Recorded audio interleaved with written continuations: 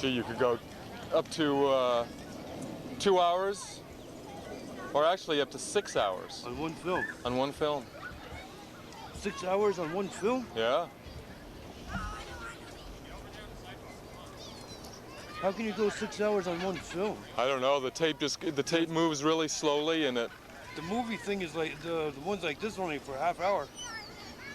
The great big reels like this are only for about 45 minutes, a half hour. You know the ones that they play in the movies, in the theaters? Yeah. Okay, that's film though, and this is video. Here at the Fletcher Free Library, and also at Contoy's Auditorium, and also at the Church Street Center and some other places around town, the Vermont Storytelling Festival. And we're going to show you what kinds of places it's going to be taking place inside. Come on. Hello, my name is Peter Burns, and I'll be your suave and sophisticated host for the storytelling here at 7:30 on Friday evening. There'll be a variety of different kinds of storytellers and different styles of stories. I'll know you enjoy it, so please come join me for this evening of stories. Thank you. Hi! Where's Zucchini Princesses? Nothing? What's that? I don't think the name's right. I saw on TV real things. Pardon me, ma'am. May I ask your name? My name is Mrs. Dick Righteous. Mrs. Righteous, could you look into the camera and say hello to our viewers? Hi. Now, when you say nip womanhood in the bud, what do you mean, Mrs. Righteous? Well, I mean that we are here. I have a statement. Do you mind if I read my statement? We are here to prevent the feminist blight of blue jeans, flat shoes, and female facial nudity. We expect to see an American dress code as the law of the land. We also support a new congressional group, HULA, the House Committee on Unladylike Activities. What I've done is made beauty. You say, what is it?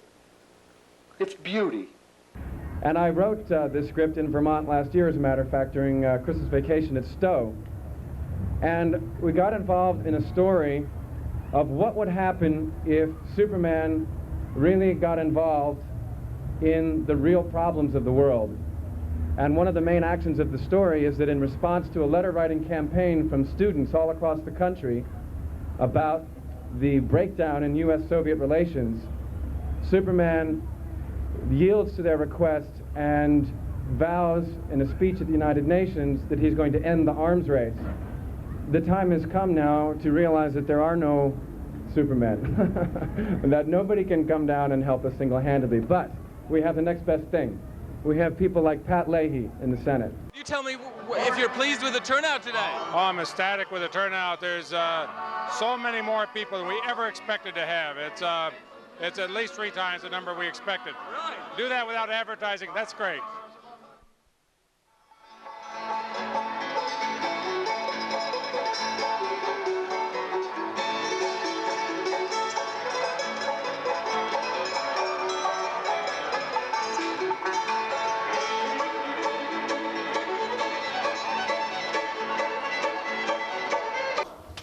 Ladies and gentlemen, it is my privilege to introduce to you the 38th President of the United States, Gerald R. Ford.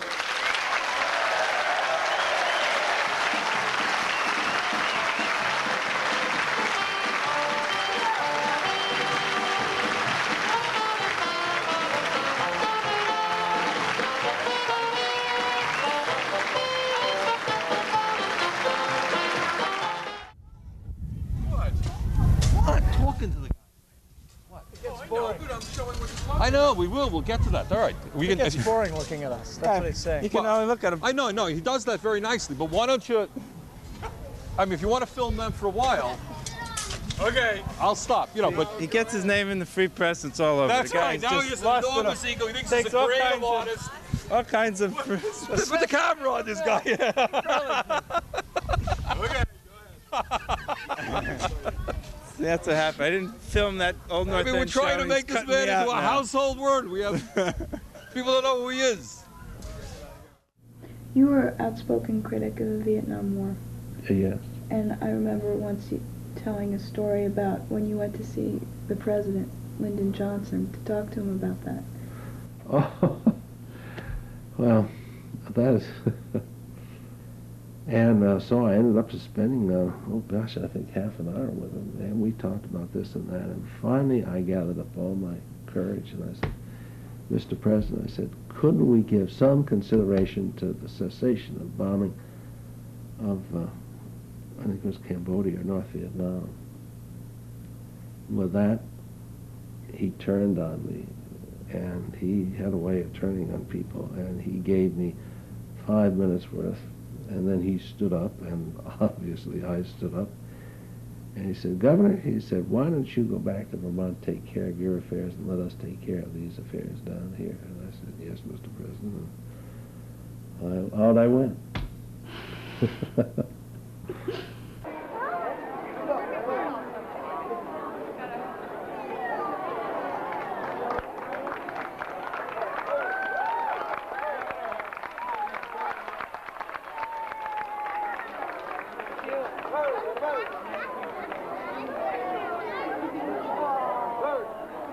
I'm practicing with a bunch of people that are going for their black belt, and I'm doing the same thing they are, so I would hope that at least they give me a brown belt. You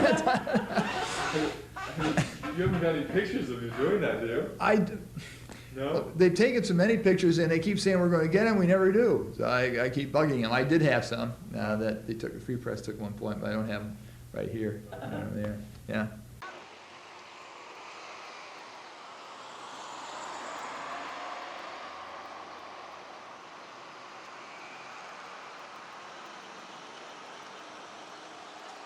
Mr. Brown, obviously your country is suffering a major image problem here in the United States. This was evident to you this morning when you arrived, and were greeted by some 40 demonstrators out in front of our studios. Well, first of all, it's very difficult when you're greeted with the continual type of questions such as, how often do you beat your wife? And that's exactly what happens in our case. We have people outside there demonstrating, accusing me of all sorts of things. They don't really know what I believe. They just assume that I'm a racist, that my government supports racism, and so on.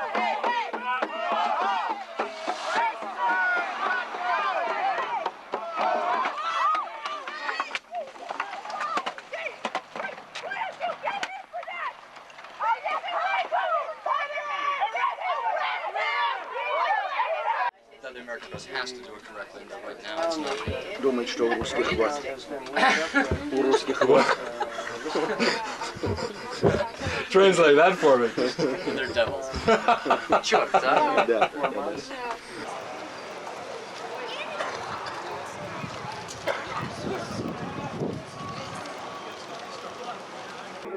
You're not in the press, Mr. Velvet. I am in the press. You are not. Are you a recognized member of the press? How come?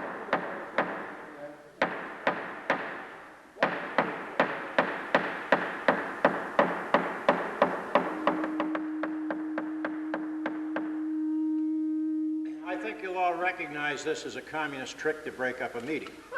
I'm asking a question. You are out of order.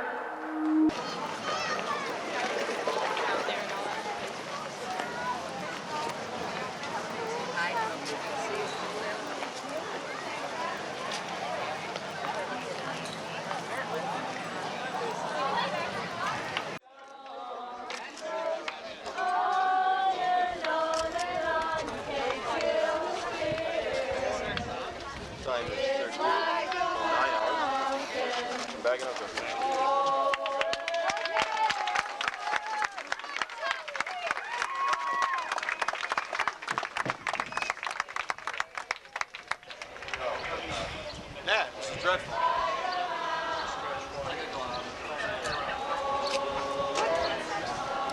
Get message out to the secret cell. They got the commandant.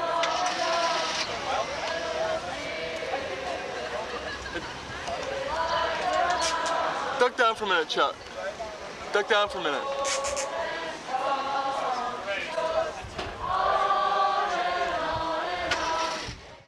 I guess the best thing I can say about Channel 17 TV is that the folks in Burlington and surrounding communities ought to realize what a special opportunity they have if they have people as dedicated as the folks that came to visit C-SPAN who are concerned with you hearing what's going on in your local community, and again, making up your own mind as to what is correct, right, and wrong. And that's a unique opportunity that's not available to an awful lot of towns throughout the United States. So when you watch Channel 17, it may not always be as exciting as you'd like television to be, but it's important.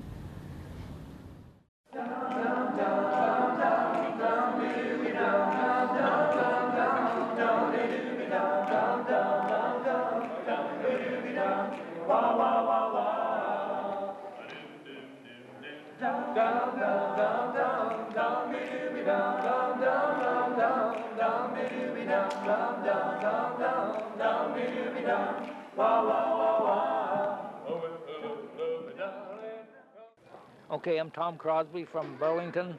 Lived here all my life.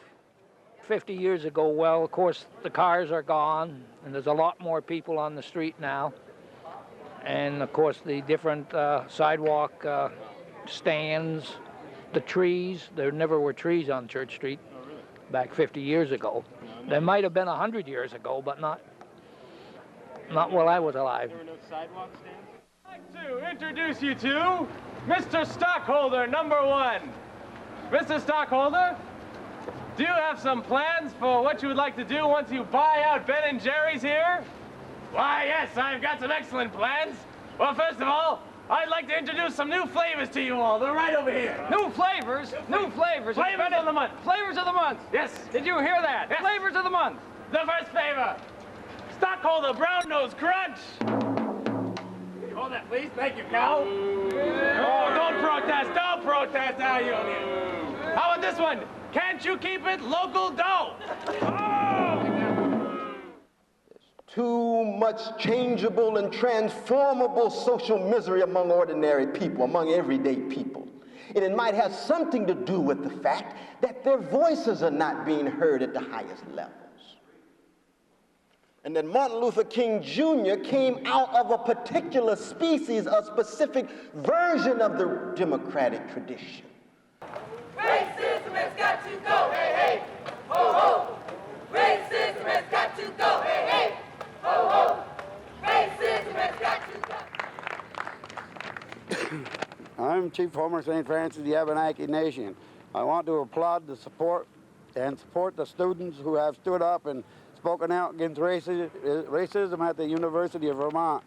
You can't redo history. No, we can't do, and no, we can't go back to harvesting salmon on the Winooski Falls. But we can change the future by knowledge the past. And this is something we can ask the trustees of the university to do. It doesn't necessarily mean renaming Ira Allen Chapel after Greylock, although that's not a bad idea, but simply acknowledging that racism goes back a long way.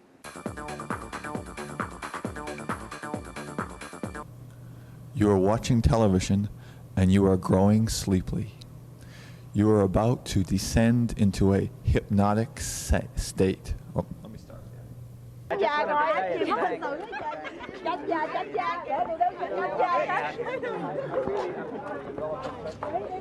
With the banks. Yeah. Because too often we're perceived as just being the fair housing organization that's hammering the banks for discrimination issues. And frankly, empowerment zones, investment strategies, we just have a whole lot of, we made a list yesterday after John's bank has been good at working. Why don't we just walk on down this way and talk to her? I just don't want to miss his flight. What I'm here to say might not sound good to the authorities. It's time for us to change our national priorities. Let's give the people more of a say about how we invest our taxes in the USA. Now here's one thing I'd really like to know. Where do you want your money to go? For nuclear weapons and Star Wars toys, or to educate and motivate our girls and boys? I'm telling you, honey, we just gotta move our money. Gotta move our money. Gotta move our money. And the thing that aggravates me about this is that 72 other nations, not 2, but 72, have found a way to provide family leave.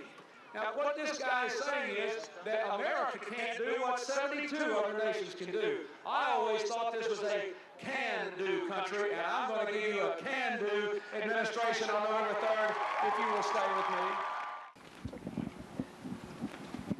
How do you think your helping your husband so much will affect the possibility of a female president sometime in the near future? Well, I hope that somewhere right now in the United States is a young woman, or even a not so young woman anymore, who will become president sometime in the next 20 years. And I think that it will only happen because the woman who decides to do that will be brave enough to take the risks associated with being in public life, and will be willing to really stand up and work as hard as she can to be judged on who she is, and not be discouraged by some of the obstacles that still stand in the way of women doing work like that. It's no longer a problem of us just talking about program. We're talking about food and clothing and shelter. We're talking about the richest society in the world letting children go to bed hungry at night. This is not a battle that we're involved in a war. And we need to take a look at this very seriously. I don't know what's going to happen right now. I'm very concerned that from the low-intensity, psychological, covert war, we may go into an overt war down there. Right now, the Mexican military has 200,000 troops. Over 60,000 of their elite are in the state of Chiapas. Hace posible que el crimen se haga gobierno en México. Nicaragua, this is not Angola, this is not some small and distant country, this is our neighbor on the North American continent, a nation whose history, whose people, whose culture is deeply intertwined with our own. It's a nation of 100 million people, one river away. I'm Fred Tuttle. I'm Soren Smith. Nice to meet you. What are you doing down here? I've come to talk to you about this little campaign you're running here. Oh, that's a great campaign. Yeah? I hope I win. What are you going to do if you win? Go to Washington. Oh, yeah? So if you beat Senator Leahy, what are your... Senator Leahy, I can't beat him. I don't believe it. I'm going to try it. What happens if you win the primary? Are you going to run against Senator Leahy, or are you just... I might be a little afraid, but I don't know. Really, I'm not, at this moment, I'm not really sure whether I'll run against Leahy or not. Okay. So tell me how this all got started. I mean, why did you decide to do this? Oh, I've been home here all my life and never been anywhere on just World War II. I just wanted to go somewhere, get out. And go to Washington, maybe, you know. Why Washington? Why would you want to go to Washington? It's all a bunch of politicians down there. No, it's worse than politicians. I'd want to change it a little bit down there. I remember, I don't know what you guys do or not, but it seems to me that they sat in the balcony and then they would jiggle. The kids would jiggle the backboards that were up on the balcony. So you come down, you take a shot, you go up for a shot, and the rim of the basket would be moving like that. That was a part of the home court advantage. That was part of the home court advantage. Sit there on pictures? Whoa! On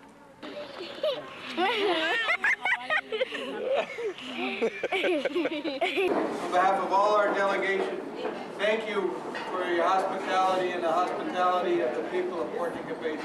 It's been absolutely wonderful. You could not have done more for us. There were a lot of things that needed to be fixed. We had one of the most liberal criminal justice systems in the country that ignored the rights of crime victims and really trampled on them. And it was as a result of going to the legislature as a citizen advocate, you know, using up all my vacation time to be in the legislature to try to get changes passed, and then having so little happen as a result of all of the time and effort that I put in. And I decided that maybe I would be better off being in the Senate with a vote than being outside just with my voice. And that's why I ran.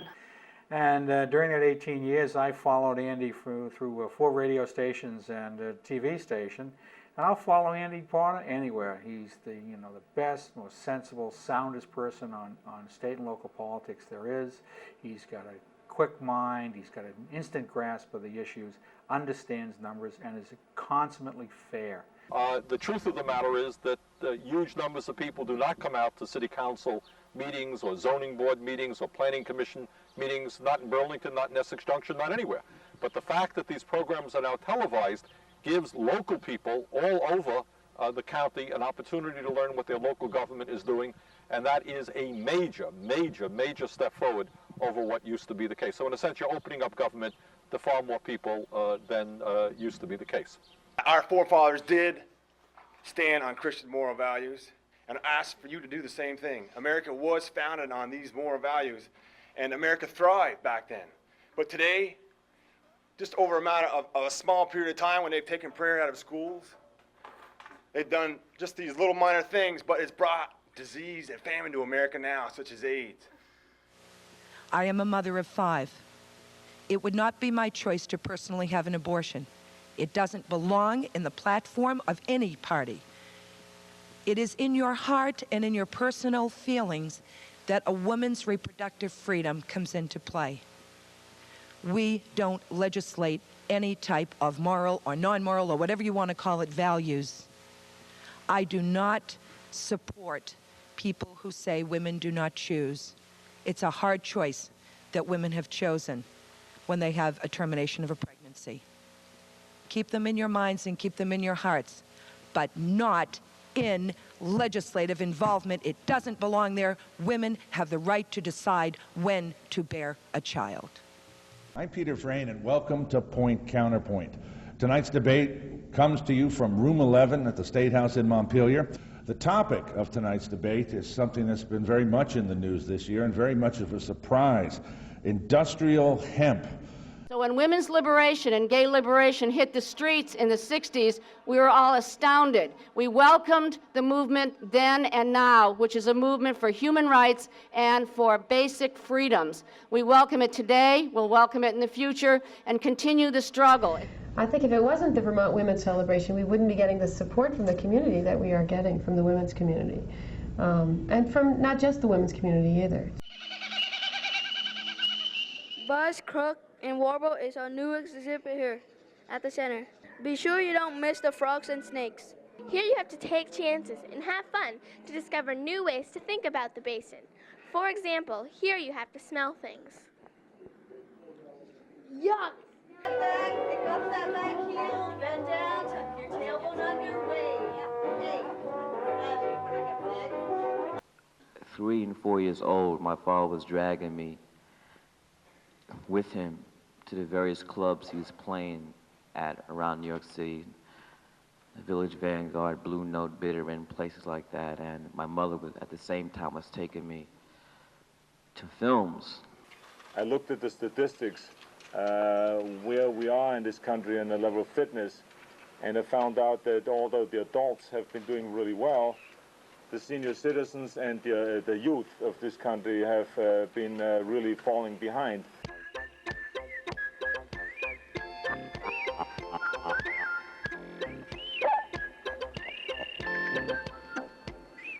Đó trong xe hơi hoặc chỗ quý vị làm việc cho dễ nhớ, luôn luôn tự nhắc nhở là mình sắp bỏ hút. Kể từ nay, quý vị không mua một cây thuốc nữa mà chỉ mua mỗi lần một gói mà thôi. Bởi vì khi có thuốc nhiều thì quý vị sẽ hút nhiều. Where was Margaret's hardware store before they built that building? Across the road. You got it. Way to go, way to get him. We didn't want to be rescued. Give him a hat, Herb. He's done a good job. I got so many hats. Yeah, another bottle of Banal. Banal. There you go. Oh my God, right on the floor. You don't knock the doors of the Peter, don't call me. Actually, I did.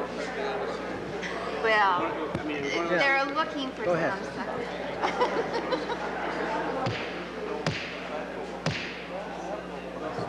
You did great. I could have done better.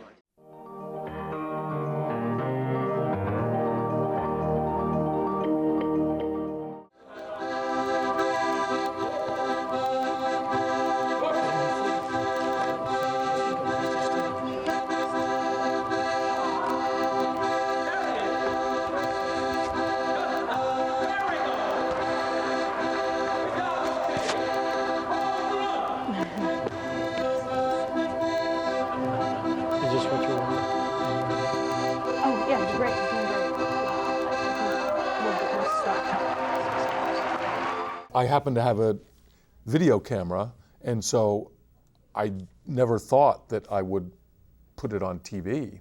Uh-huh. But it's sort of... How was it seeing your first thing on television? I mean, at home. And then or now? No. Now it's embarrassing. Why is it embarrassing? Well, because the quality was pretty poor. I have cable and a little black and white TV at my house, and I like watching Channel 15 and even 17.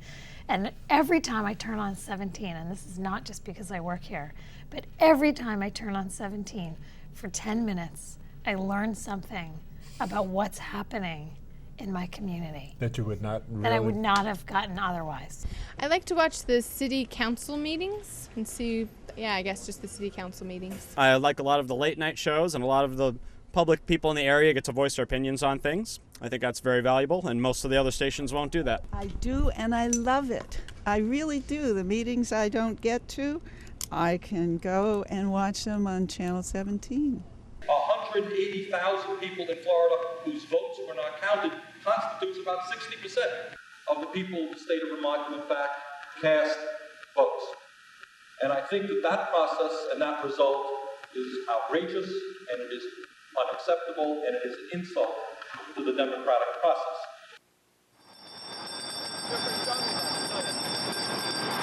History is an amazing thing, sir. It does not lie.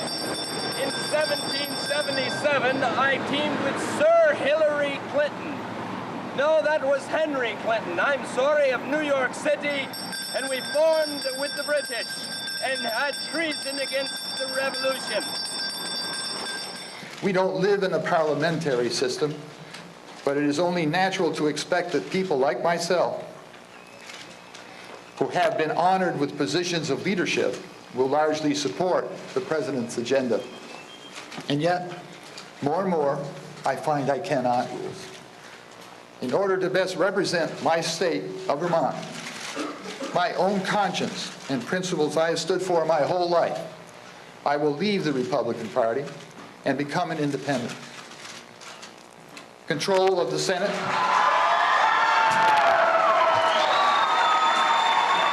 Well, I have respected and admired Senator Jeffords for a long time, and he's been a good friend to me, and I believe he's doing what is true to his conscience. And I understand it, understand what has happened. I probably don't understand completely what happens in Congress, but he is being left behind, in a sense, by the Republican Party, and that's too bad. We need to have room for the moderates and the liberals in our party, and that's why I'm sorry to see him leaving. Tragedy struck us in the United States today, and the enormous impact of it is, I'm sure, yet to be felt. Just to put things in perspective, there are, as I understand it, about 50,000 people work in the World Trade Center towers. In Burlington, there's about 40,000 residents, and so there are more people that work there than there are that live here in Burlington. And I think for people who live here in Burlington, my guess is a lot of people here are going to know people who were affected by this. We're going to see, I think, a lot of people are Burlington residents who have family and friends who are most likely to be victims of what happened today. Lots of the people were more surprised that we were attacked, and that people actually were able to get into the plane and attack us. But what we should be more surprised about was that it actually took this long. There are blood drives going on. We'll have a number for people who want to donate blood. We do envision sending some nurses and doctors either to New York or Washington. We do have flight capacity to help in the New York and Washington area with the National Guard, which will be doing that under the auspices of the federal government, not under my auspices.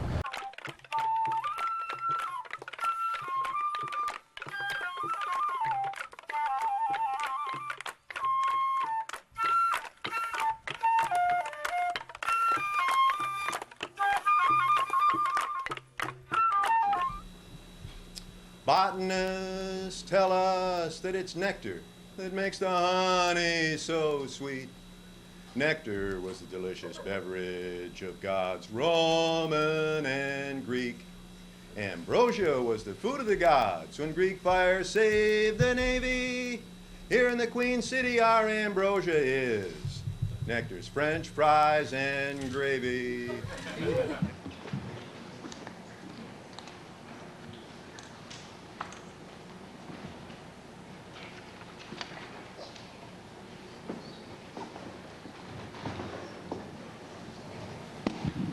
You have about a minute.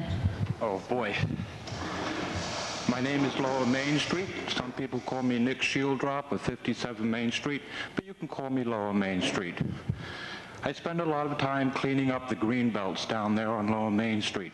I'm Mary Fillmore, also from Burlington, and I would like us to consider the possibility that, as grave as this situation is, it is being used to distract us from a lot of other very serious matters that are being pushed at the same time, particularly in terms of the violations of civil liberties. Now, we have already had roundups, and I'm sure that you could comment on this. We've already had roundups of citizens simply because they're from the Middle East. Most of us in this room don't happen to be among the people who are directly being attacked in that way. Doesn't mean that it isn't of equal concern to us. $7 trillion of our country's wealth has disappeared. Nearly 1 in 10 retired people have had to return to the workforce because they've lost their pensions. Young people returning home to live with their parents after graduation because they can't find a job. Companies leaving the country to avoid paying taxes or avoid paying people a livable wage, and corporations doing this with the support of our own government. And a political process in Washington that they rent, if not own. This is a major event in all of our lives.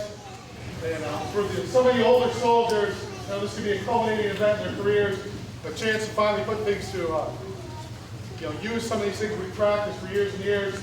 For some of you younger soldiers, you might not believe it, but it's going to be a defining experience in your lives. And it's going to be a great, great experience. Bob, what can I do for you? This is John.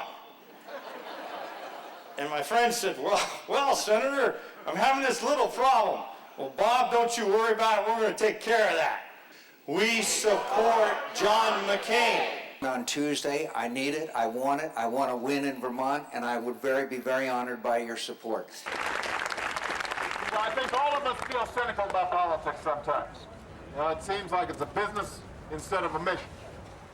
And yet, when you look at the two men standing beside me, it's an indication, in fact, that things can change, that we can overcome that cynicism. That's what this election is going to be about, and that's why I want to make sure that everybody is as enthusiastic as I am about making sure that these guys end up in Washington where they can keep on stirring up some trouble. So, Steve, tell us about your bicycle. Well, it's a project that I actually thought up about 30 years ago, started working on about 4 years ago after thinking some more and building a model that I said, yes, this could work. So then I built a working model using a conventional bicycle frame and just welding a few parts on it. Yeah, the students from the Department of Community Development and Applied Economics, they are brought here by their professors, and then I lecture them. I love being in the community, and I know it's not only selling food, but also getting to know the people around.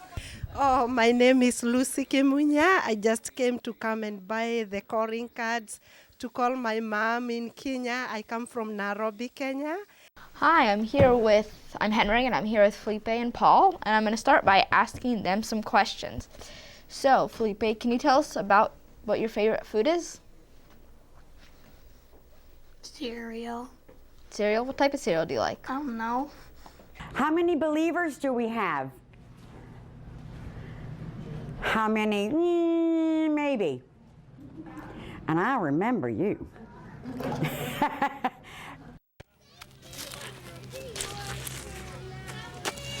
It's disgusting. Tastes the Texas clan.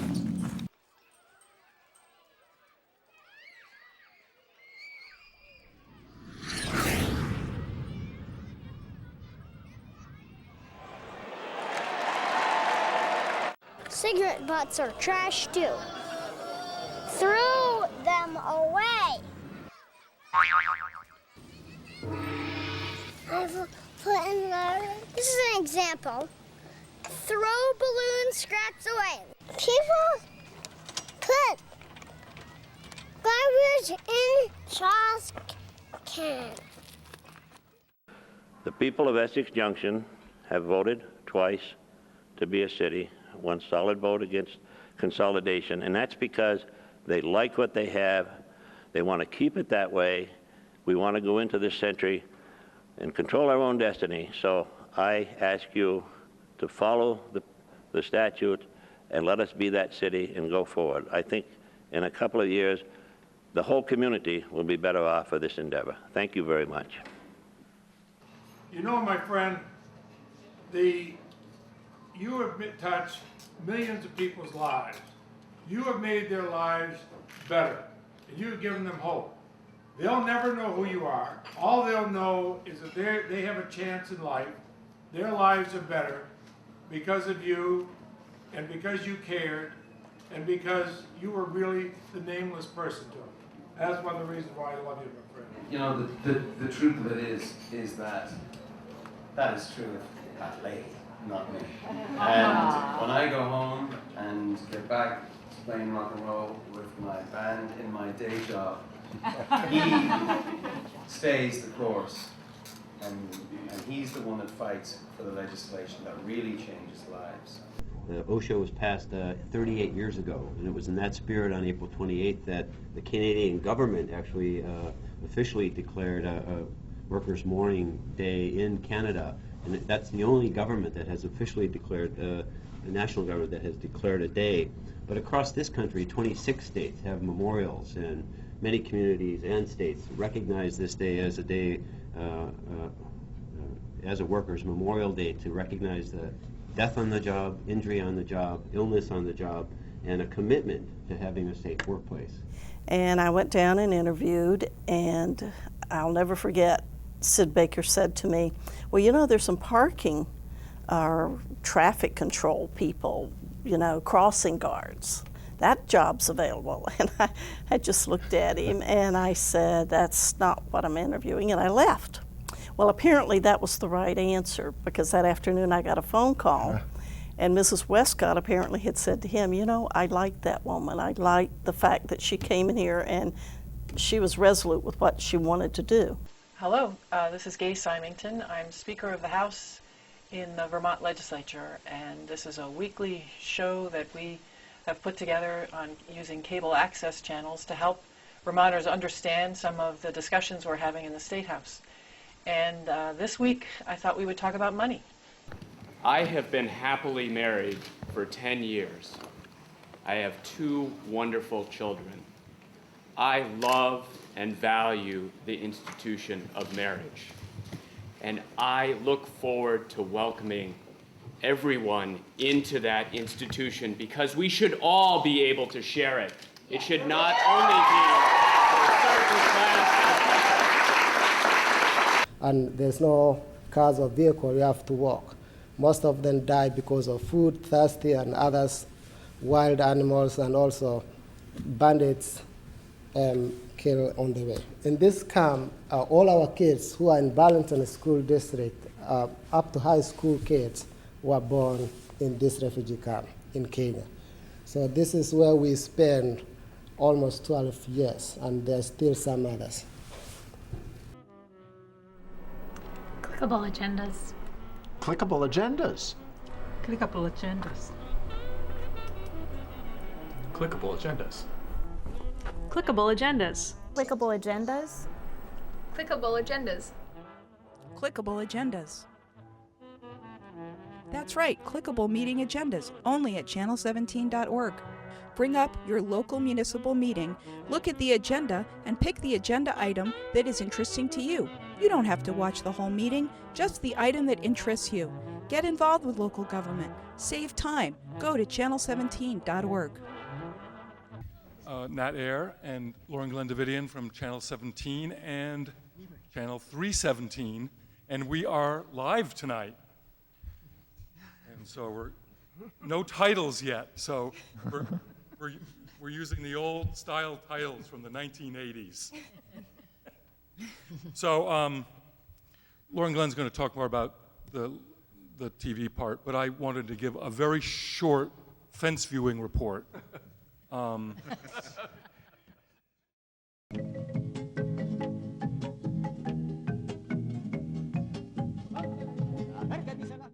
Winooski is one hell of a town. So look at that building. It doesn't want to come down. Well, I think it's a crime to tear down the building, Jeff. I figure they could remodel them. That was a crime what they done to this town. It was a real crime. The whole Main Street went right out. 13th of June, 1984. Public access program number 1. And Elmo, we're making the mock apple pie because in this season all we have are your dandelions and fiddleheads, which as a dessert aren't really that good for you. Good evening, everyone. I'm Howard from Puerto Cabezas, and this evening I'm going to make some tortilla that we make in Puerto Cabezas.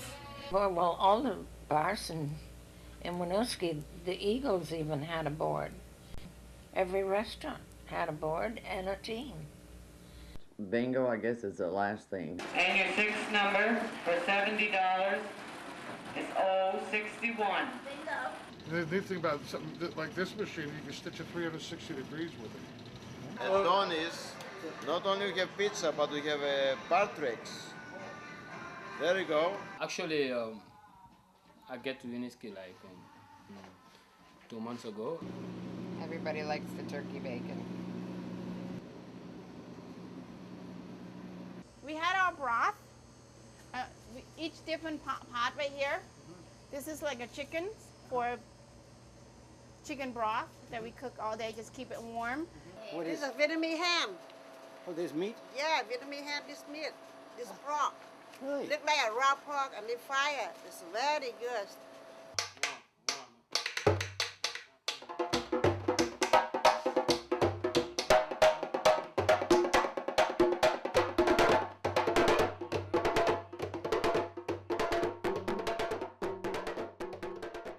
So you're from Somalia? Yep. And where do you live? Now, I live down there in like East Island. Oh, you live in Winooski now.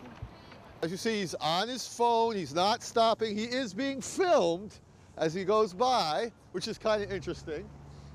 He wasn't looking where he was going, and of course, I was in the crosswalk. Yeah, the first you wash your hand, and then I can eat like this, and then we put the sauce. I am from Costa Rica, but now I'm Winooskian. For me, Winooski is my town. Gracias, amigo. De nada. When I leave Winooski, I won't go.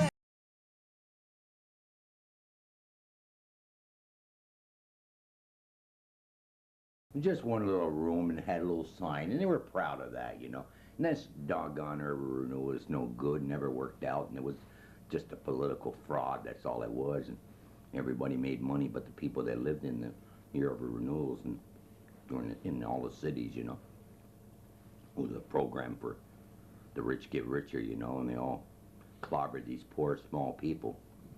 Well, how about the general betterment of Burlington vitality? No, you might think it's better. You didn't see the other. You didn't see the old. So how can you compare? Or the younger kids today, they can't compare. I can compare. I could eat a ice cream cone up in Church Street. Today you can't with all these kooks they got up there on Church Street and all the bums and winos and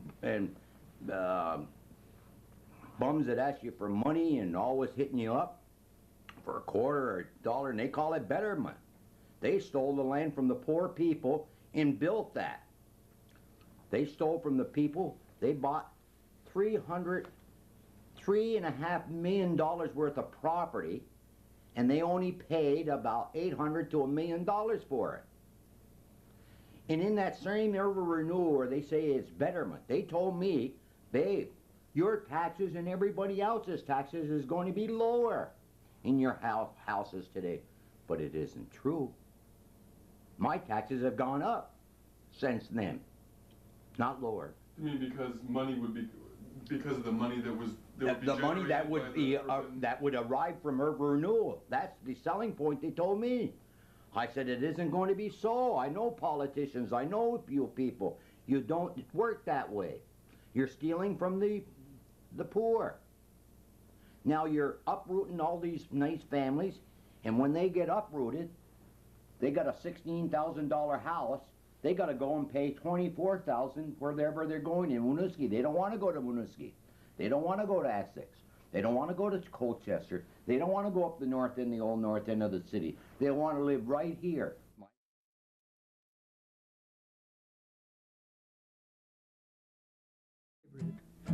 Memories. One by one, they take me back to the days when you were mine. And I can't stop this box in my mind. I don't need no quarters, don't need any dimes. You filled it up forever when you said goodbye.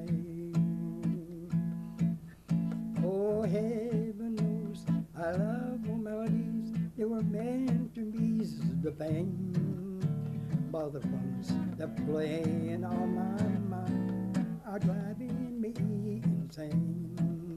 In the corner of my mind stands a jukebox. It's playing all my favorite memories. Oh, one by one, those melodies were meant to ease the pain. But the ones that playing on my mind are driving me insane. In the corner of my mind stands a box. It's playing all my favorite memories. Oh, one by one, they take me back to the days when you were mine. And I can't stop this bug in my mind. Members of the Chittenden County Historical Society. That's correct. Could you tell us how this got started?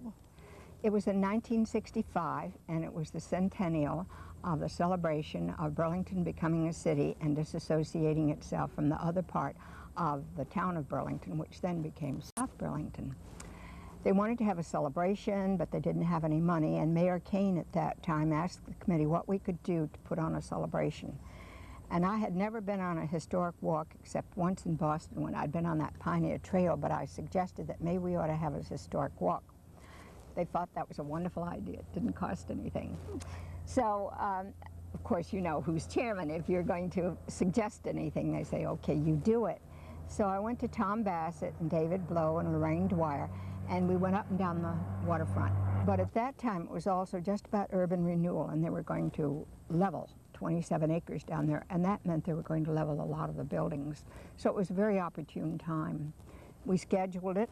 In the meantime, we had started with the same group and a few others at the University of Vermont, meeting together, all these people that were doing research. And Tom Bassett, who was in charge of the group there at Special Collections, thought that it was too bad that none of us knew each other, and here we were all working on the same things. So he got us together for a meeting just to sort of talk with us and say, what are you working on? And we could tell each other what we were working on, and that's what we did. So we had another meeting the next year, and that was 1965. So it all sort of fell together. We thought we ought to do something, and maybe we could have a historical society. Mm. What do you have for sale in the store here? Everything. Everything then. We had everything. If you notice a sign that says Frank Barola Italian Grocery, he was an agency for transportation. My father was in everything. He was a legend. As an agency for transportation, he was the first person to have a beer license or an alcohol license. In Burlington. In Burlington. and he ran the unemployment office. Like people from the old country Right. come in and want a job. They always saw my father, and my father had a job like on the railroad. That's right. And at the community center down on Cherry Street, we're talking about, people used to come over and they would board there, like a boarding house. And downstairs in the store part, they used to sit down and eat and have their lunch and everything else. And none of that's there now. Not now. Oh, that's no. all gone. It's all It's all gone. gone. You're talking years, you know. Where did it go to? Urban renewal. Really upset? Oh, upset. You don't know anything about it. Can you describe it? Well, I don't know if I can good, but I know that they were very upset to lose their property, lose their homes, you know. The Morollos were another one. Oh, that they had, you know, they had a store that had it there for 100 years, I guess, in the family. And now they finally got a store out here on North Avenue, way out. But they're doing all right now that they've got, but the older people, it wasn't, well, it was just discouraged, that's all there was to it, when they knew they were going to lose their home. Was the rest of the city pretty supportive of urban renewal? Yes, more than they should have been. The politicians were all supporting it back then? Oh, yeah, more than they should have been. Yeah. I wasn't one of them, I'll tell you that. Yeah. So I didn't It was like it. mostly an Italian neighborhood, is that right? That area was a great deal Italian. Where do you suppose they all went? Well, a lot of them died. Yeah. Back home, and I stayed there with my father and my mother. I got married there, and I got a job for Lord's Pond on Church Street when I came back, and I stayed there with them, with my father and mother, and I got married there, and I'm still there in that old house. But of course, I made just a few changes, not many, but very few changes, because I like to have it remain as it was. Yeah, because it's a very dear place, a lot of good memories, because we used to have a lot of the kids used to come over around the neighborhoods, and a lot of times we'd take up the carpets, and Saturday nights I'd play piano, and all the neighbors and everything, we used to have a party most every Saturday night, dancing, square dances and everything. We had a wonderful time, so I can't kick.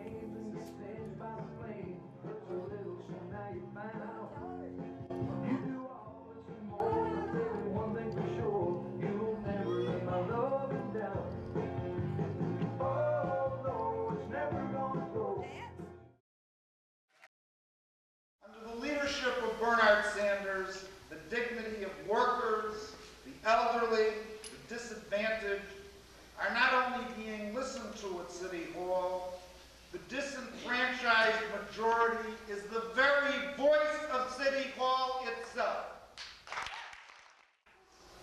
That person is in this room.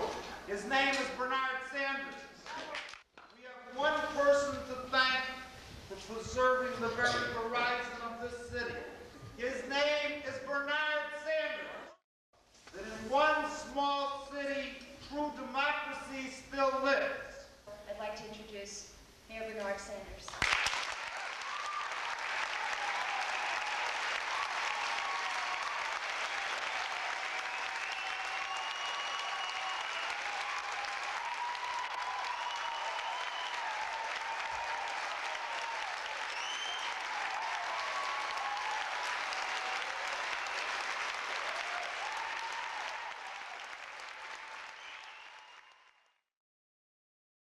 Vandalism, evictions.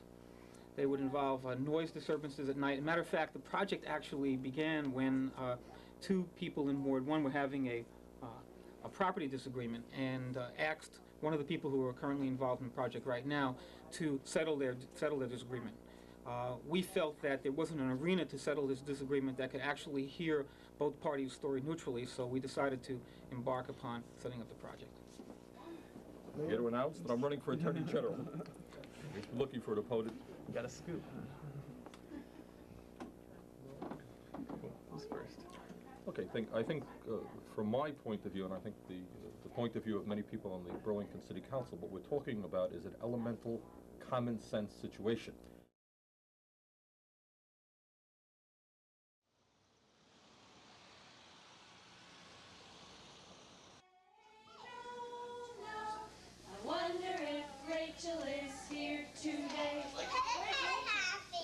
Spread 'em, spread 'em, spread 'em, spread 'em. Peanut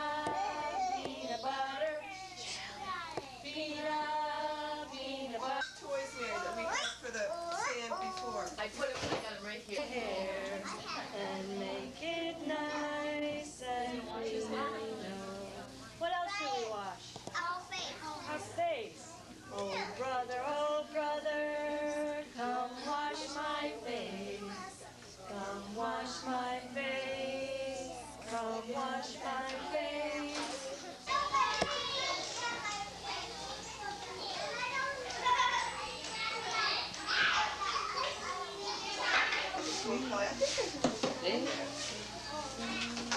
Oh, I would love it. Got you. Oh, God. Where? Push. Can you find me? Sit over here. You can sit over here with me. The camera. Yeah. Oh, what? That is tasty, Josh. Fresh. Burlington Youth Employment Program is a locally based community development organization. It's a nonprofit organization. It's designed to prevent juvenile delinquency by developing jobs both in the private sector and at our own structured work site.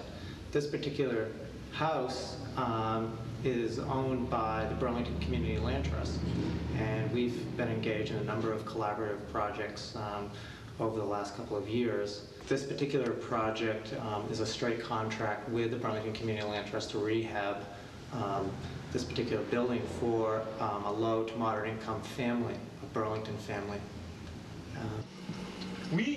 When we were looking around for the people to do the work on the properties, you know, we sent bids out to a lot of folks, including the youth employment program. And having used the youth employment program to do this makes the landfill feel like it's really good because, I mean, not only did we, you know, reclaim this site that was deteriorating here in the old North End and help out with the health center and get some affordable housing happening, but use kids from the neighborhood, you know, they got a chance to learn get some skills together. Oh, yeah, and so from the land trust perspective, it's great. And from the youth employment program, the kids must have felt good too, doing something. Oh yeah. Burlington Women's Council is the new name for what was formerly the Mayor's Council on Women. And that started in 1981. And in 1983, it was reorganized to be a coalition group, so that the council consists now of members from anywhere between 15 and 20 different women's organizations in the greater Burlington area. And we feel that it's a pretty amazing organization in that we've got quite a variety of groups on the council. The city was looking for, the Community Economic Development Office was looking for 2 years ago, was someone to design a training program for women who wanted to enter the trades. And Martha, explain a little bit what you mean by the trades. What is that? Trades are, we're looking at non-traditional trades for women. They're traditional jobs for men, which are carpenters, electricians, sheet metal workers. Right. Okay. You use the word empowerment, and you use the word non-traditional employment. Mm-hmm. What's the relationship between the two? Why will women be more empowered if they're involved in what has historically been non-women's work?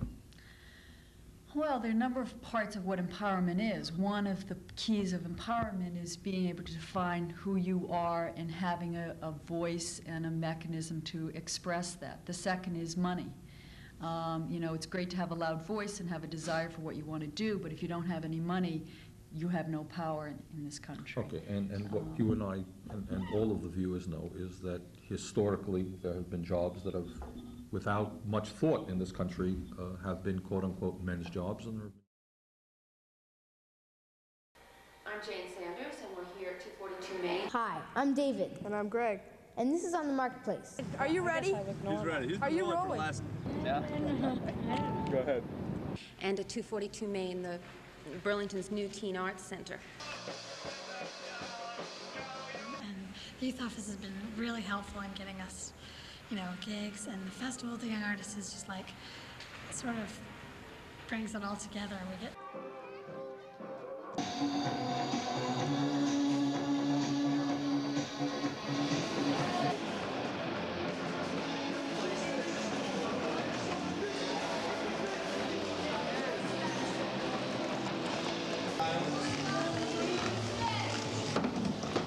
Frontside roll up. Nice. We want people to stop right on red. We want pedestrians to have the right of way of crosswalks.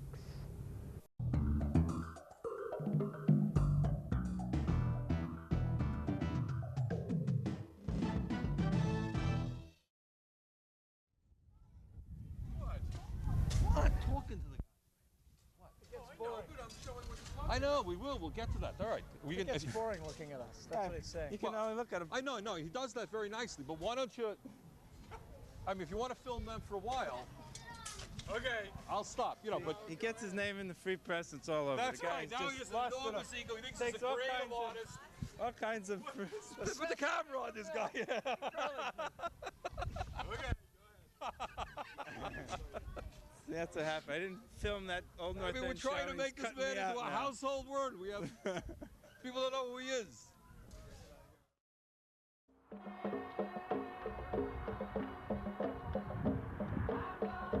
And I just throw the ball to you, and perhaps you can pick up on your job, what it's all about, and how often do you beat your wife? And that's exactly what happens in our case. Of course I'm not a racist. If by racist you mean that a person who Well, he's also blackmailing Clipboarder for prostitution. Oh, come on now. I think we've got a flake on the line. I don't know what you're talking about. No, you're a flake and you're a liar, too. I think you're a liar. You're Get back in your box. Smelly liar. Mr. Brown? Okay, it looks like you have all the South Africans in this corner of the country. World opinion, as far as South Africa is concerned, we obviously take note of world opinion, but I think the United States is becoming more and more irrelevant as far as South Africa is concerned. Hi, great show. Hi. I'm Peter Frayne. I'm with the Vanguard. How are you? Good to see you. Just going to do okay. let me just shot here. Do your thing with these guys. Okay. We're getting fed up with certain the attitudes of certain nations towards South Africa.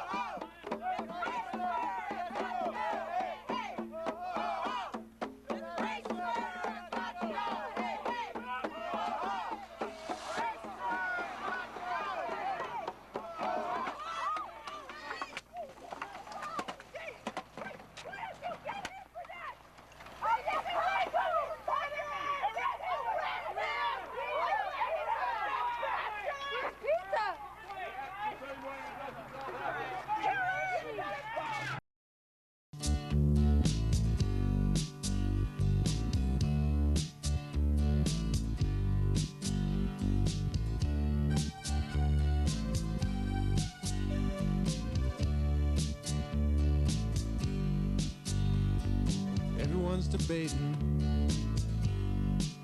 who's right or wrong.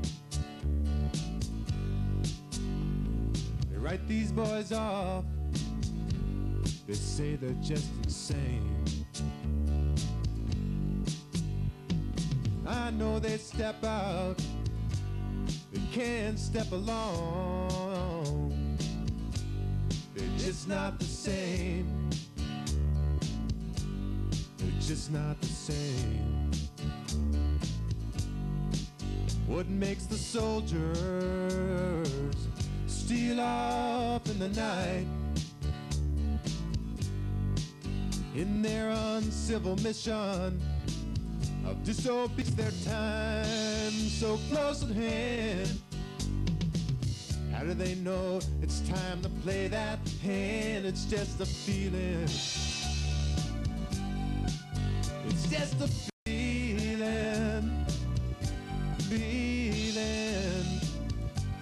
the feeling inside. It's just a feeling inside.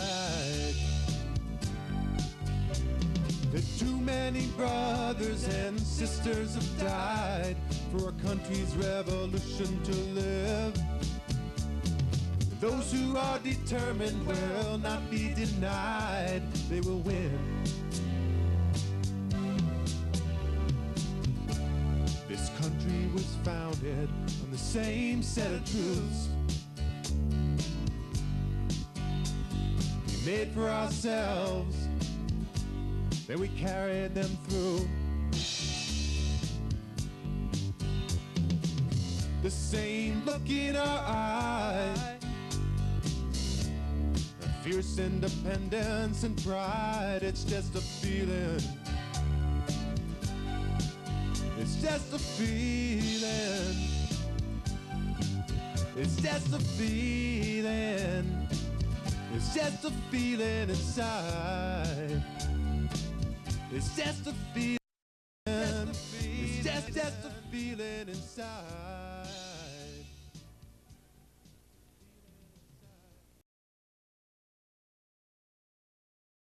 The pretense of a democratic rule, the pretense of the rule of law in South Africa has been abandoned. I'd like to go through the events that are still going on in the day. Ongoing films are being shown in 111 Royal Tyler Theater, that's downstairs. Compañeros is an educational group on Central America on campus. So the banks have not been in a healthy state and still aren't in a healthy state. But what happens in the stock market is that the stockbrokers themselves operate with money borrowed from the banks. Burlington is an isolated town, and that the world is not white, and that there are a lot of different people living in this country, and they should want to explore that. If they find out about those other people, they will have a much better life. There's a lot more to be learned from this country. One of the great things about America is that everybody is here. Part of an occupation means no business as usual. We're going to stop your business until you look at our demands and you listen to what we're saying. And finally, we've been silenced for so long, you're going to listen to us. To announce that about 2 hours ago, we reached agreement on all of the points under discussion. I've come here to make you question an idea, every day more basic to our culture. My hope is that after listening to the panelists tonight, this audience will come to a realization that when we look at each other, we must realize that in some way, we are all different from one another. And I'm here to support the fact that these students are really asking for education, real education.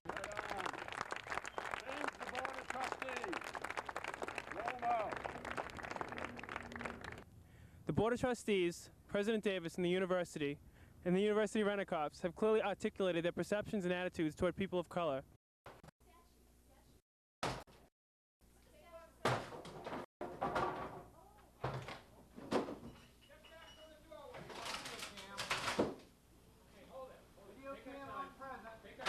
I'm a police officer working for the University of Vermont, and President Davis has asked me to tell you that you are trespassing. Do you wish to leave now, sir? Please indicate yes or no. No. Okay. Then at this time, I'll have to place you under arrest for unlawful trespass. You, the students, have uncovered and denounced what the university and the state have been trying for a long time to cover up. That the university was founded and endowed by money that Ira Allen made by selling the land he stole from the Abenaki people.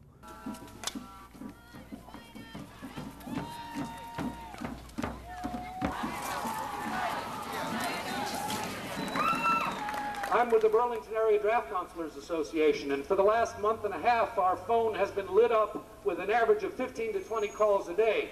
Interestingly enough, half of the calls are coming from parents. We're not here for men. We're here for us. You've all heard about the contract with America. Newt Gingrich says it's good for our health. I'm here today to talk about the rest of the story. Welcome to this rally for good jobs at UVM. What do we want? What do we want? Good jobs. When do we want them? Now. What do we want? Good jobs. When do we want them? Now. My name is Sam Marin, and I'm here because injustice continues at the University of Vermont. We are violating workers' human rights on a daily basis. Barack Obama has the potential to reunify the country. And that's something that I, as a young person and as a proud citizen, I really want to see happen. Thank you very much. What came up during all that coverage was, you know, are the press too cozy with the police? That was one of the accusations that we had from the Black and Third World educators, at least one of them, and that we had not covered the issue. I mean, we were a little too cozy with the police. That's probably true. You get to be cozy with people you cover. When you cover a story and you deal with a county prosecutor every day, or you deal with a chief of police every day, I'm on a first-name basis with the chief of police. I'm not on a first-name basis with some student at UVM who's either a junior or a freshman, or sophomore or senior, whatever. I mean, I just, you know, I deal with Kevin once a week, as you do. You know Bernie, you know Bill Aswad, you know them on a first-name basis. Do you know Michael Hackett on a first-name basis? No. Are we a little bit cozier with people that we deal with on a first-name basis? Yes. Cozy, not always necessarily sympathetic. You have no friends in this business. I was saddened. Look, Parenti, we can't editorialize the news. Do you understand? We're neutral. And if the president says one thing, we put that down and we say, the president says, and if someone else says the other thing, we put that down and we can compare the two. And I say to them, look, I don't want you to inject your editorial opinions into the news. I just wrote a whole book about how you already do that and you don't even realize it. That's number one. Number two is, it's not that I want you to editorialize, nor do I want you to pretend to a neutrality. I want you not to be objective, I want you to be truthful. And when the President of the United States gets up and he sets out a stream of words which at best are very one-sided interpretations and at worst are outright lies, and you just report that to the American people without the slightest hint that there might be an alternative perspective, then you're nothing but a mouthpiece for power and wealth. And that's not objectivity. What you've done is traded in your commitment to accuracy and truth for an appearance of neutrality.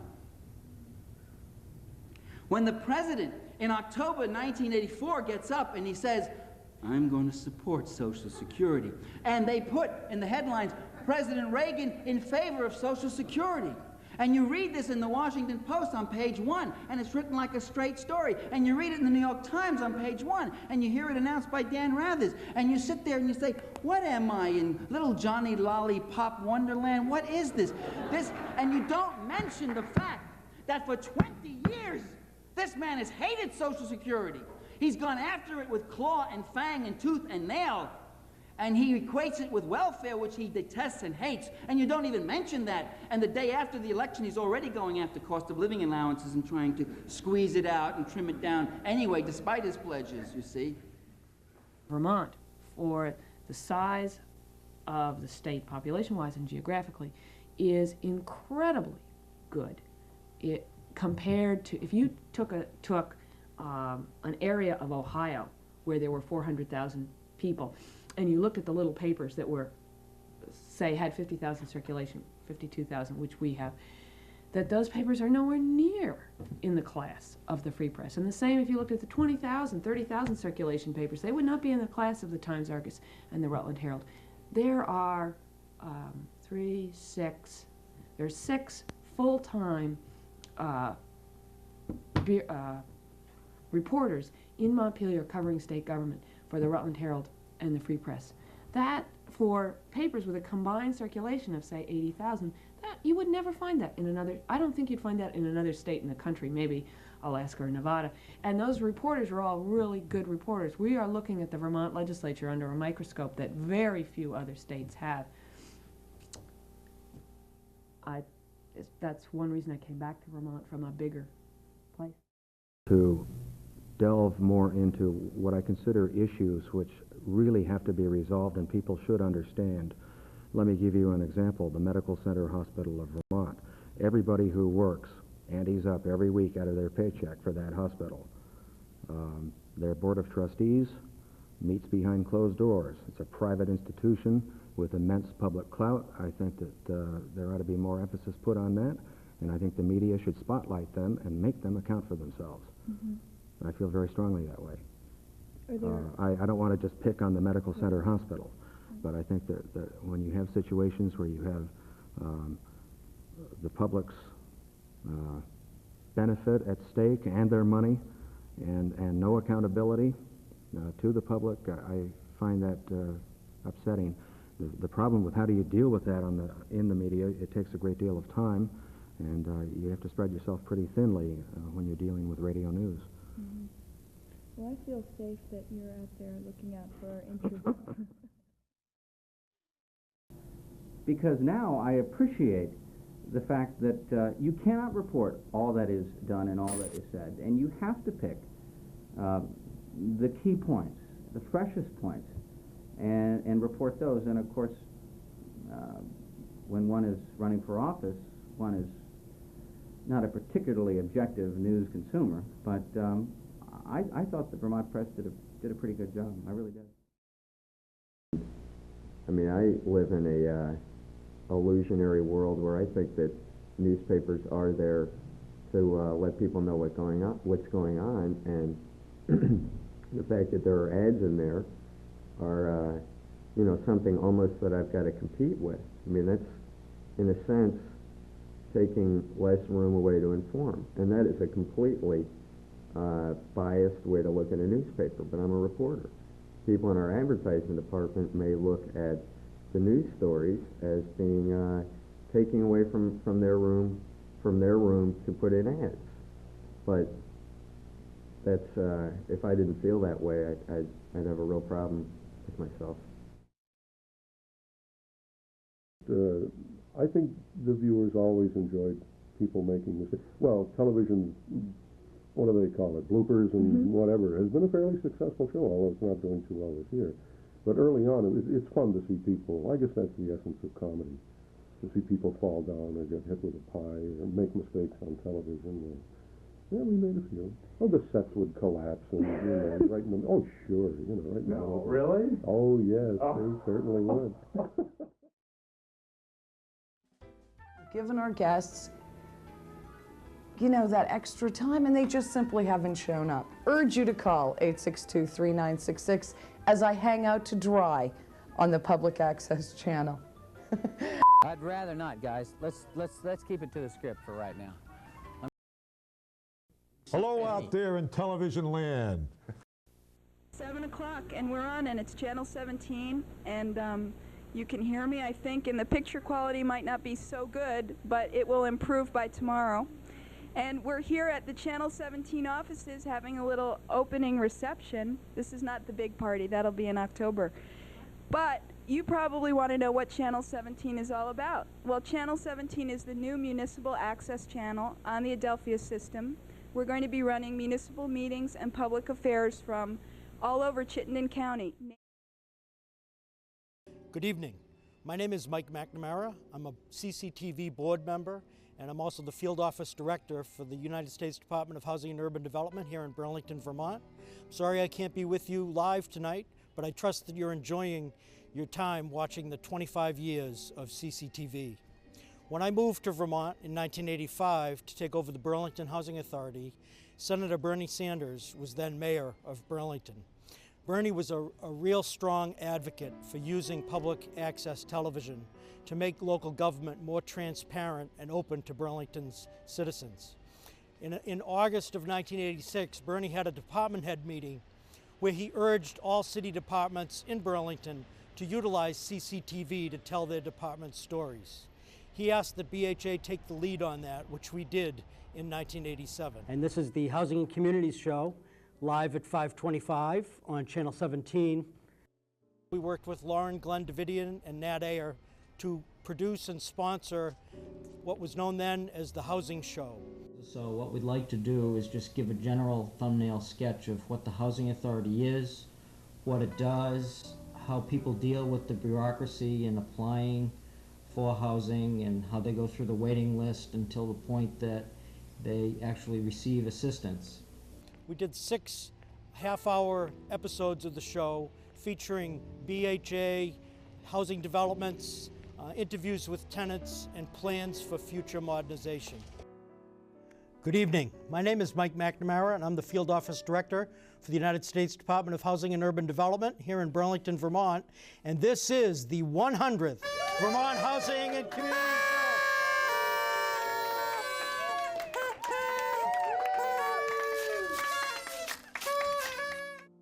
Happy 25th, CCTV.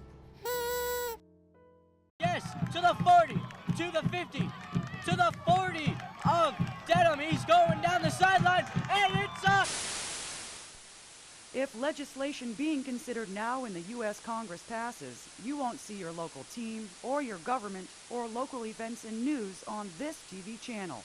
Telecom giants want to end the funding source for this and other local channels, and with such action, end your rights to watch or produce local programming. That's it. Yes, I did. I'll be darned. You shut it off, or? I can shut it off. I can't shut it off. Well, did it go the required length? No, we're back. We're back here. I don't know. I guess we're on. We're going to keep going. We're on. Okay. Folks, what we're going to do now is we're going to play Stump the Chumps. We're going to ask you to participate at this juncture of the show. You're going to either have to keep listening to us or contribute yourselves. The rules of the game, you heard some of the questions that remain unanswered there. We got plenty more to throw out. We're going to give some answers out from questions that weren't answered last time. Al, you're getting the following. If you can do it, it ain't right. Hey, that's right. Hey, you're on the air with us. Hello, Herb. Hi.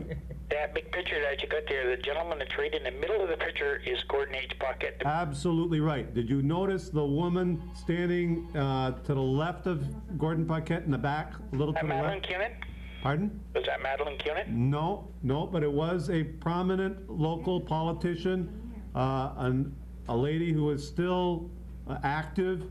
She's in Ward 3, was a counselor, and was in the House. Oh, yeah, she lives over by Al's mother. Right. Who was that? Sadie White. Absolutely right. Sadie White's in that picture. Well, you guys got a funny picture on TV for some reason. You're going all kinds of crazy here. Well, we're on drugs. We've been on drugs for a long time now.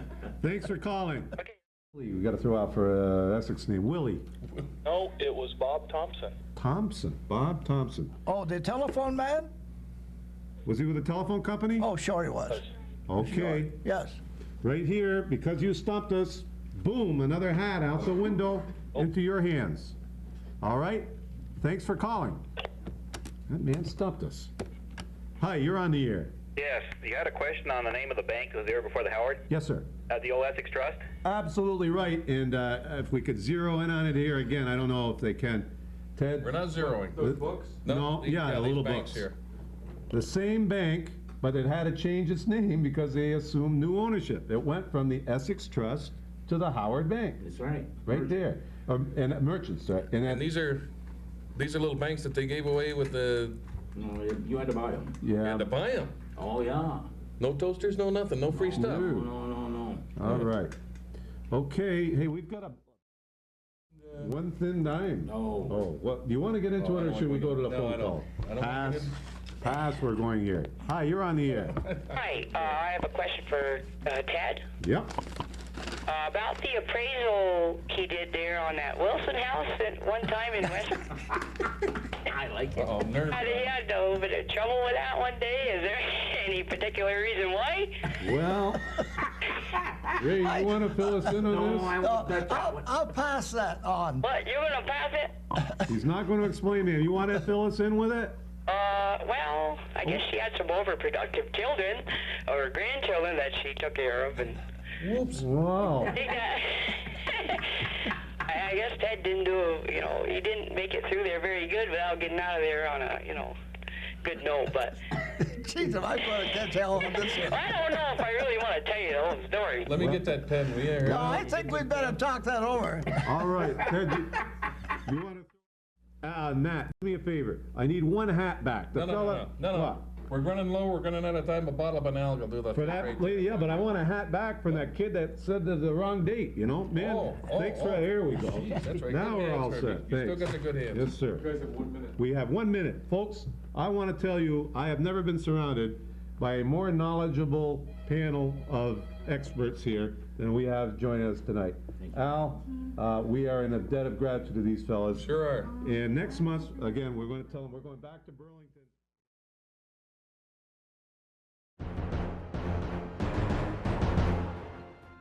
Today I am going to have a guest that I'm going to put his head on a chopping block. So that you, the public, can learn about all the neat things that are happening on the waterfront. Let our neighbors downstairs in Noonies know that we're on the air so that we don't have to listen to their construction.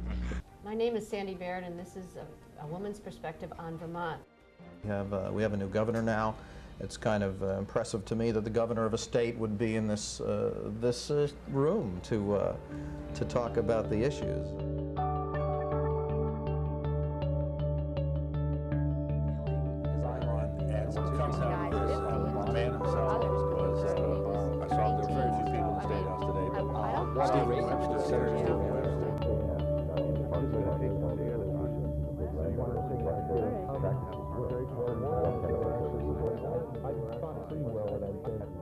Differences that you see in this community and communities that you work in, say, New York. I guess the best thing I can say about Channel 17 TV is that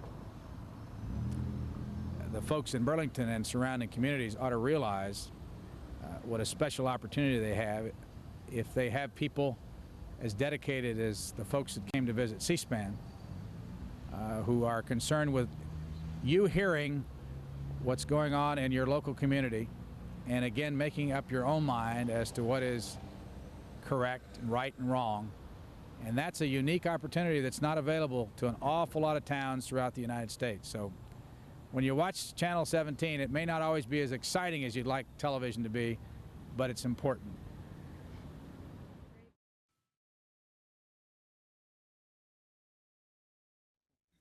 Okay, the result of the first ballot was John Ackerson 5, Huck Gutman 7, Jared Wood 2. We are now on the fourth ballot, and there are two candidates left, John Ackerman and Huck Gutman. We're now on ballot number 7. Ballot number 6 was 7-7 for Ackerson and Gutman. We're now on the 18th ballot. All those in favor of Mr. Ackerson, please raise your hand. We're now on ballot number 36. All those in favor of Mr. Ackerson, please raise your hand.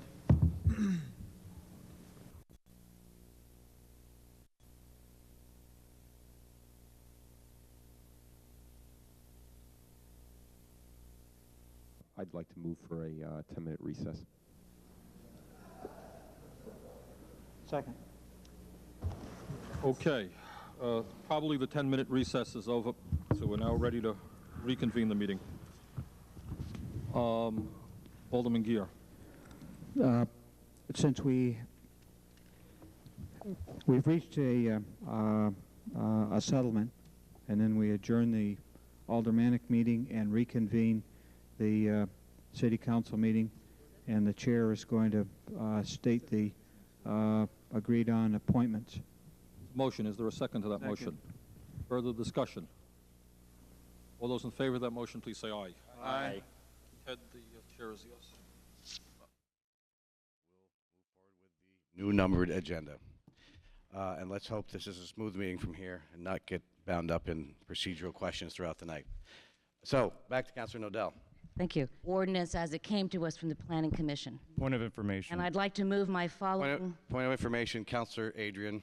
Thank you, Mr. President. And this needs to be a point of information. I remind the council, we're not going to get the floor each time by calling for a point of information. If we're on the new agenda... And again, I would appreciate some respect and the ability... Point of information, Councilor Bresniak, and this is not going to continue. I'm just confused. I'd like a point of information. Okay. A new motion to adopt that resolution. That is point of order. Point of order, please. Councilor Bresniak. Thank you, Mr. President. The point of order is the proper motion would include referring this item to the Ordinance Committee under our rules. My ruling is that that's incorrect. We're moving back to the City Council. I didn't ask. Councilor Bresniak, I made my ruling is what stands. I have ruled your motion out of order. Councilor Nodell. Point of order. I need clarification. Councilor Bresniak, unless you have a different point of order, I have ruled on your order. Point of order, Mr. President. Clarification on your ruling. The ordinance related to downtown Houston Heights, number ZA 0915. Point of order, please. And this is... I don't see how we're going to be able to... This is not acceptable conduct. It is very unacceptable. This is not...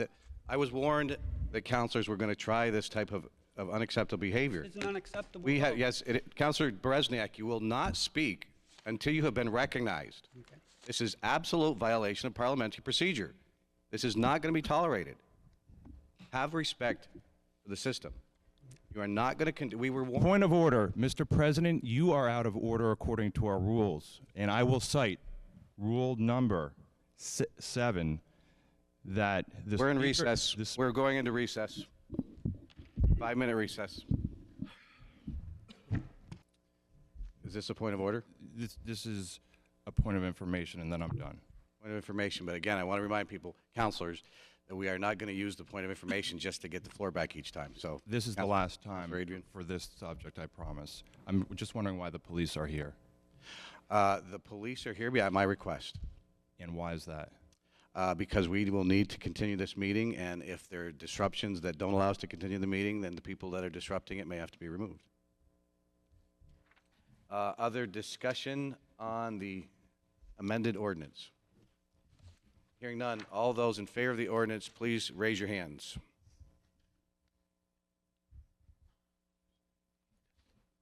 All those opposed? The ordinance passes by a vote of 10-3, and the staff will warn the ordinance.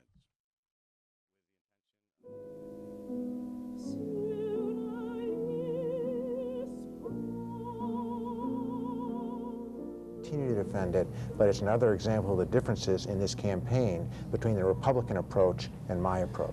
You know, I'm a little, I get a little, you know, I try to take the high road here, but repeatedly you're characterizing, you're getting inside my head, and please allow me to do that, Peter. I've tried to be respectful of you. Please respect me to let me articulate and don't try to say where I'm going to be if I was in the House. I'd appreciate that. Are you saying you would have stood up to Walter Friedman? Absolutely. I'm Brian Doobie. Hey, I've served my country. I'm a strong leader. I've got a track record. You know, I'm Brian Doobie, okay? Well, we could have used your help. Well. You speaking? I'm not running for anything.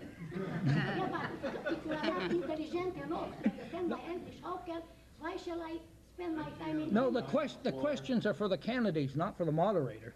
We have an outstanding candidate for governor of Vermont, Dick Snelling, and of course we have an outstanding congressman in place who must be reelected, Peter Smith. I'm delighted to be with you today. God bless Vermont and God bless the United States of America.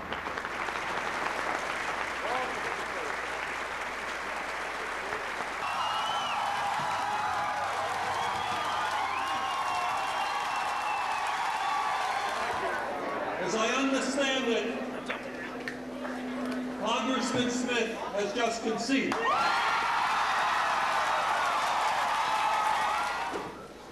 But now our job is not to look back on the past, but to go forward and to show the country that the state of Vermont is prepared to lead the nation.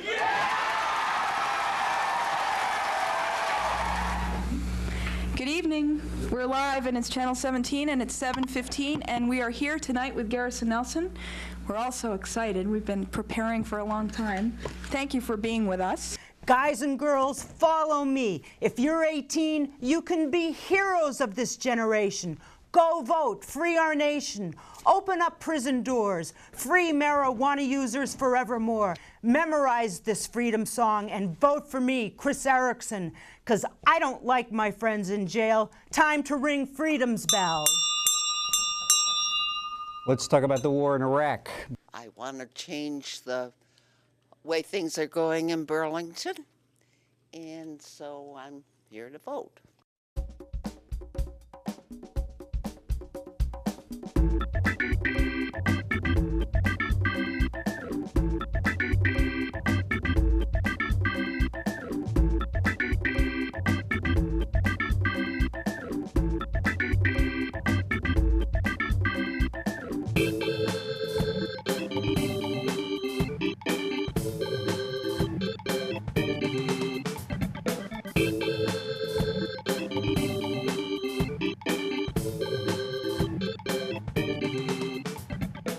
Thank you very much for watching, and good night. It's one of those jewels, brightest jewel in the crown of jewels that represents the city, and so thank you for all of these years and all of those invitations to come to the studio today on a beautiful day here in Battery Park, your friendship, which has been wonderful, and the whole staff at Channel 17. Thank you, because it couldn't have been as good as it was without your contribution.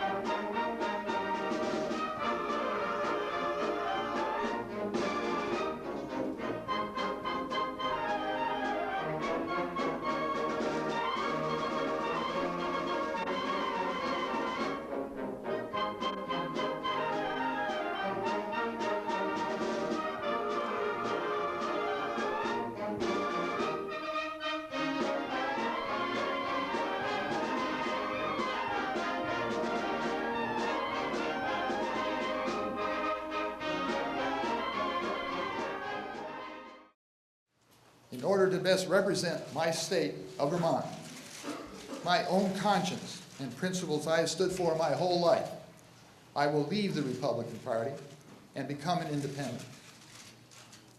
Control of the Senate.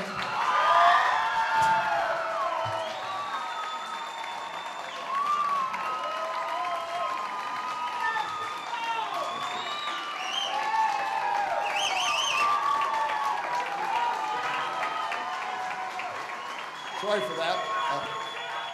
Reagan been trying to do for 12 years. We balanced the budget. How about that? We also did a few things in Vermont. The short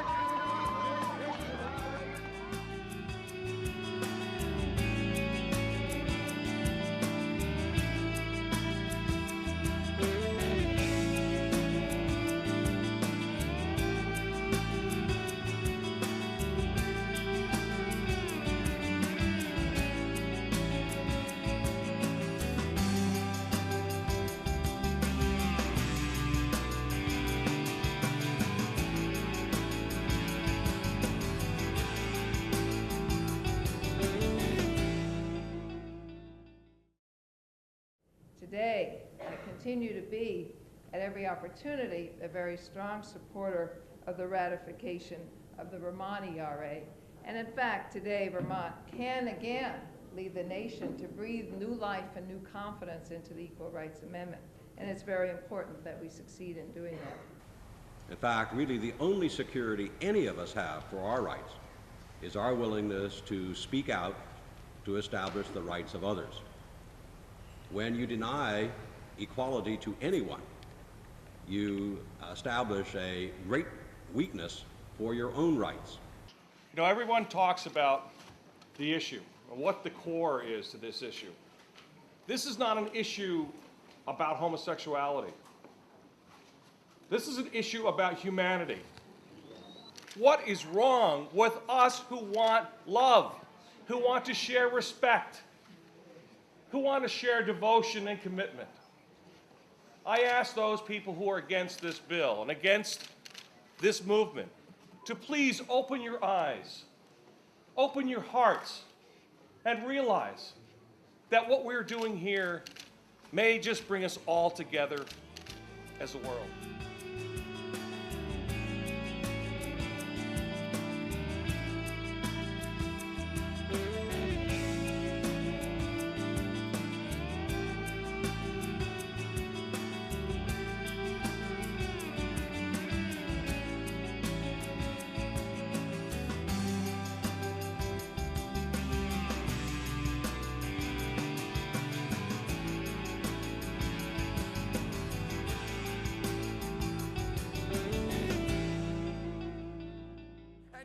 The power to take the White House back in 2004, and that is exactly what we're going to be doing. You have that power.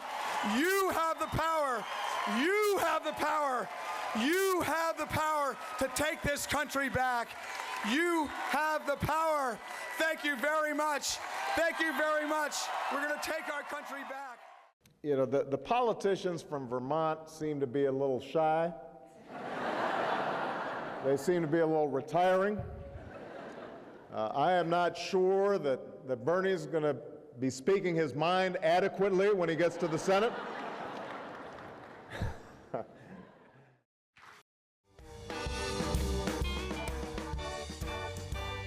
Can't you see Dean in the White House now? Burlington's jumping now. Hey, hey, hey. All right. Well, everybody, let's have some fun. Don't live but once, and when you're dead, you're done. Let the good time roll. Let the good time roll. Come on, let's get together and let the good time roll. Let me try and recap for the benefit of those who haven't been around UVM very long, some of the history of the divestment process as it's occurred here. In 1979, an advisory committee... Die when you die, die when you die, die when you die, lie down, you lie down, lie down, you lie down, die when you die, die when you die, die when you die, die when you die, die when you die, lie down, you lie down, lie down, you lie down, and you die when you die.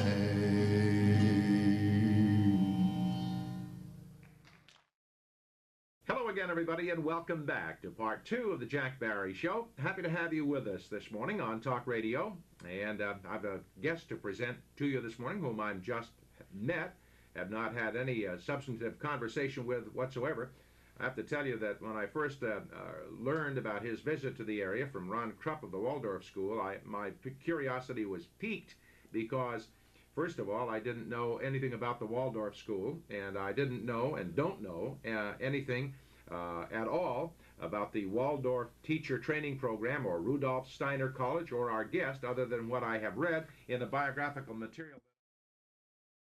It's precisely because people who call themselves leftists and take on the legacy of the socialist ideal come out and betray that ideal that particularly disturbs me. I have fought militantly, as outspokenly as I can, against what's been happening in Guatemala, what's been happening in Chile, what's been happening throughout the military dictatorships subsidized by American corporations and by the CIA. But right now, the Nicaraguan issue is a pinpoint issue because it's bringing... You're his wife? Yeah. You've been smiling at me all day. I'm going to get in with you. You are, huh? Yeah.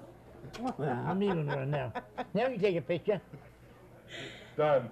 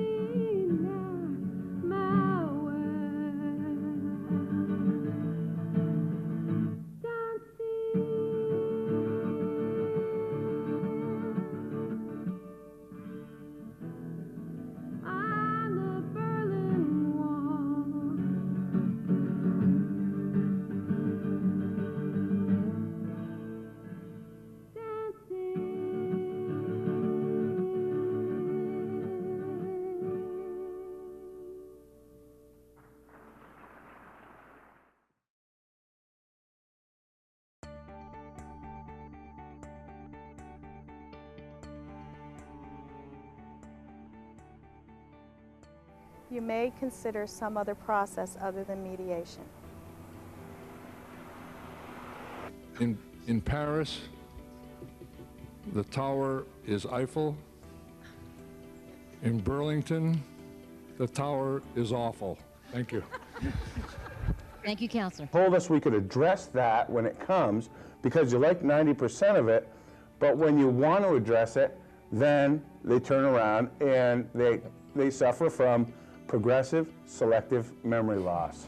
And it's really unfortunate that that happens, but that's the case. That's my fault, and let me tell you something else. I just talked with this gentleman, but yesterday, and he told me the story. And I said, I want you to file a citizen's complaint. And I deliver it. Sorry, though. I'm sorry. I'll stay. And yeah, well, these kids like to, they like to, oh, don't eat that. No, no, Henry. Henry. Don't eat. Don't put it in your mouth, honey. Until I feel the right ticket, the one I want. Okay, around and around she goes. This one on my finger's getting tired. I'm gonna grab this ticket right here. This one right here. Oh my God. Janice Felix, 8 Newell's Lane. Janice, you've won twice. You've won twice, Janice. Boy, she is. You ever been stung by a dead bee? Let me tell you a little story. 3 boys I got. I've been looking all over the country for. I've been out to California, far down to Kentucky.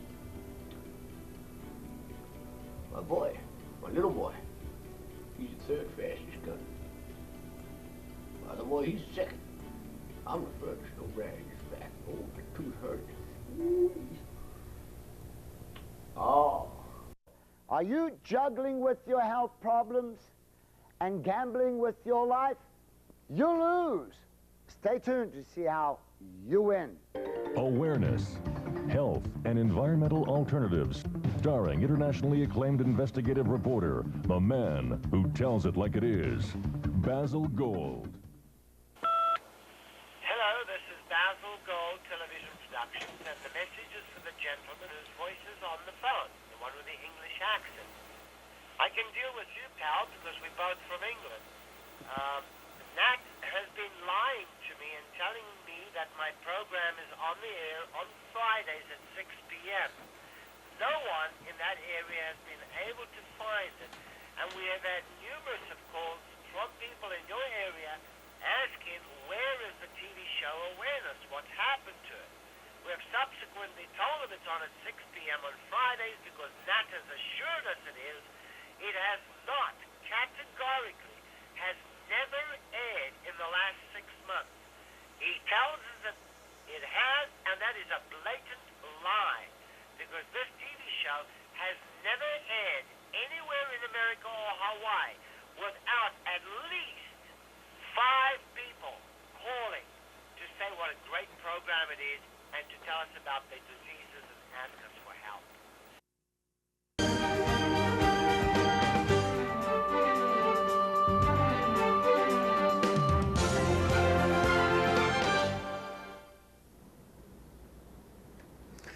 Hello, Vermont. This is the Unreported News Network coming to you from the Stockade Newsroom. I'm Karen, bringing you the unreported news. Well, there we go. This program is entirely yours. We are trying to bring you the news that the commercial media do not provide. Is this a pre-progressive? Yes, we are true Vermonters, born and bred, have been here for our entire lives and plan to live here for the rest of our lives. And true Vermonters do not want the Progressive Coalition in office. Mac. However, I will add that this is a new and invigorated, I would say, Burlington population that is really, they're the majority of the citizens, and they really are out for what's good for the city. And that's what that's what we're all about. We wanted to bring out the issues and let the public know how the progressives might have been deceiving the general citizens, and now that message has gotten out. We still got a big fight ahead of us. We've got to get rid of the progressives on the city council and get back to the basics all around. And we got years ahead to get progressives out and send them back to New York, wherever they came from. Now, I'm self-employed and I cannot afford health insurance. But now that the mayor, the ex-mayor, Clavel, is unemployed, maybe you should think of what I'm doing. Move in with a city employee and try and get domestic partners health insurance benefits. Be sure to join us again next time here on Republican Weekly on Vermont GOP TV. I'm Jim Douglas.